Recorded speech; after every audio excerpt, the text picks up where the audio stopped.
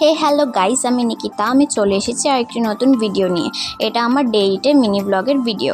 তো দেখো, ঘুম থেকে উঠে দুপুরবেলায় তো মা আমাকে খেতে দিয়ে দিয়েছে ডাল ভাত আর মাছ ভাজা।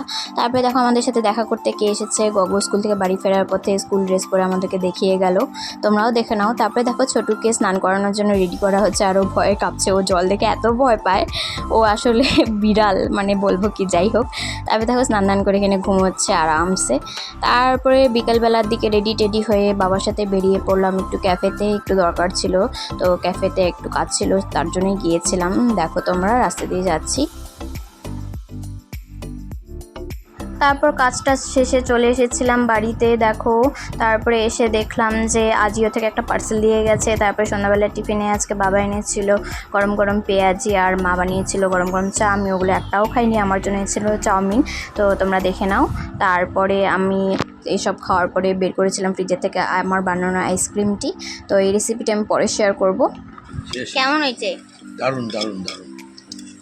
আইসক্রিম খেয়ে বাবা রিভিউ তো তোমরা শুনেই নিলে, বাবা রিভিউটা বাকি ছিল। কেমন? ভালো। কি আনছো তুমি? গরম পকোড়া ভেজে নিয়ে এসেছি। দেখি তোমার পকোড়া কিরকম। এই দেখো, আমার পকোড়া আমার মতো নেই।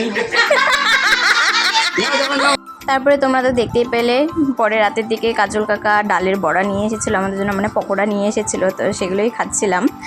কেমন লাগলো তোমার? খুব ভালো লেগেছে। দোকানের মতন? দোকানের থেকেও ভালো হয়েছে। ঘরে বানানো। ঘরে ভালো, দোকান থেকে ভালো হয়েছে। তো কাজল কাকার রিভিউ তোমরা শুনে নিলে। তারপরে দেখো আজকে রাতের বেলা খুব সিম্পল খাবার খাচ্ছি আমি, কারণ যেহেতু প্রচণ্ড গরম পড়েছে। আলু সিদ্ধ মাখা আর ভাত। তারপরে মাকে বললাম যে অমলেট করে দিতে, পরে অমলেট দিয়ে ভাত কেটে তারপরে ফ্রেশ ট্রেশ হয়ে একটু টিভিতে কিছুক্ষণ হটস্টারে মুভি টুভি দেখে তারপরে ঘুমিয়ে পড়েছিলাম। আজকের জন্য এতটুকুই। দেখা হচ্ছে খুব তাড়াতাড়ি পরে একটি ভিডিওতে। ততক্ষণের জন্য টাটা।